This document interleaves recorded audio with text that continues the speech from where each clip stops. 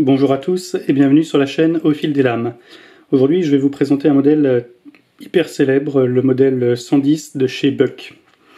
Donc le Buck 110 est livré dans une boîte en carton avec un étui en cuir qu'on peut voir ici, qui est d'extrêmement bonne qualité, un cuir assez épais, plutôt joliment fini, avec un petit bouton pression, qui a tendance à s'oxyder un petit peu.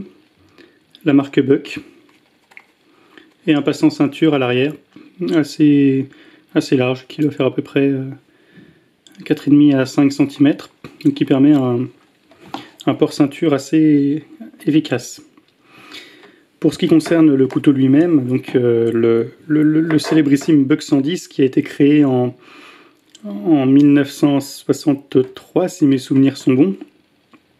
C'est un couteau qui va mesurer en longueur fermée 12,3 cm, 21,8 cm ouvert, avec une lame de 9,4 cm, un tranchant assez optimisé de 9,1 cm et une épaisseur de lame au plus épais de 3 mm. Mais comme on peut le voir, elle va s'affiner assez rapidement pour terminer par un faux contre-tranchant quasi affûté, hein. C'est pas tranchant mais on n'en est pas loin.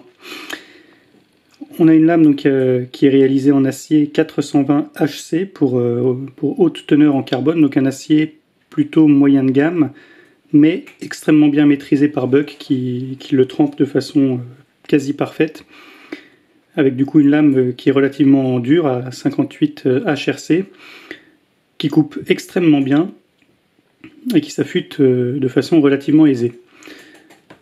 Système d'ouverture une main, on oublie, c'est donc un couteau qui a plus de 50 ans maintenant, qui a une ouverture à deux mains par l'onglier, un profil de lame clip point ou un peu pointe relevée, un couteau a priori fait pour la chasse en particulier, et donc comme je le disais, un tranchant rasoir en sortie de boîte et qui s'affûte extrêmement bien, mais on va voir ça tout à l'heure.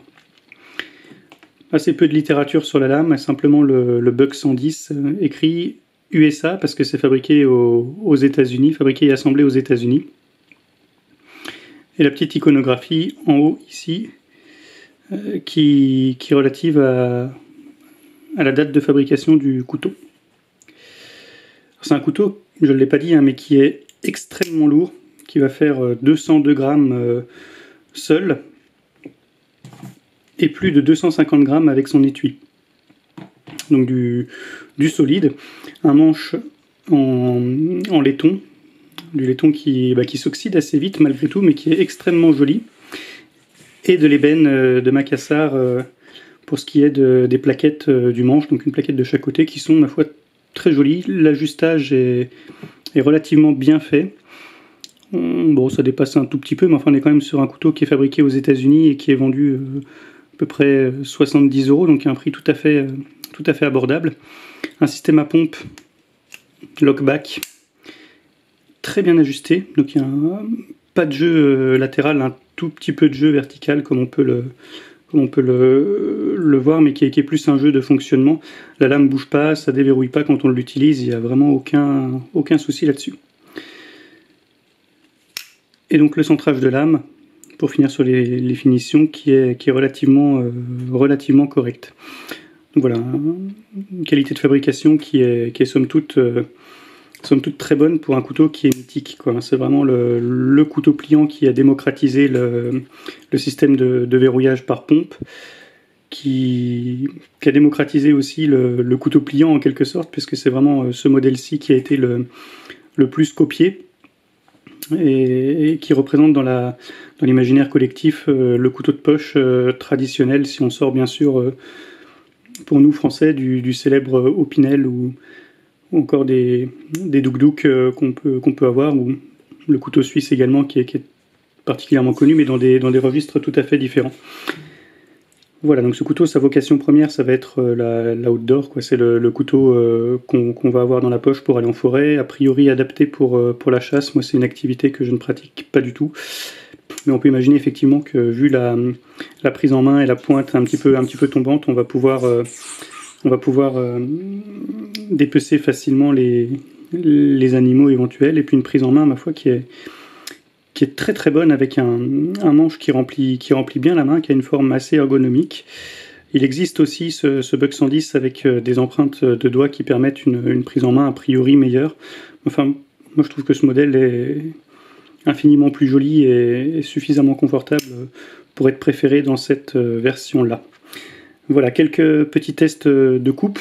Alors, sur les traditionnels cartons, hein. Alors, bon, aucun problème hein, d'affûtage. Donc là, on est sur un affûtage que j'ai repris un petit peu, mais il était déjà très très bon en sortie de boîte. Là, voilà, c'est quelques passages sur le cuir en plus. Donc, on va faire quelques coupes appuyées. Voilà, donc ça passe pas tout à fait à travers quand même, parce que j'appuie pas assez fort. Je suis pas très bien placé avec mon matériel vidéo qui est pas optimal. Enfin, voilà, ça coupe très très bien.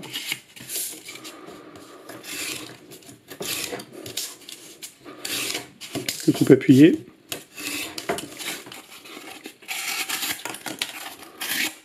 Bon voilà, aucun souci sur le carton. Et alors cette fois-ci, on va innover un petit peu par rapport aux fois précédentes avec un morceau de litho en pain bien sec. Bon, le pain évidemment c'est pas le bois qu'on va avoir le plus solide, mais enfin regardez à quel point ça peut rentrer en une seule poussée sans vraiment forcer outre mesure.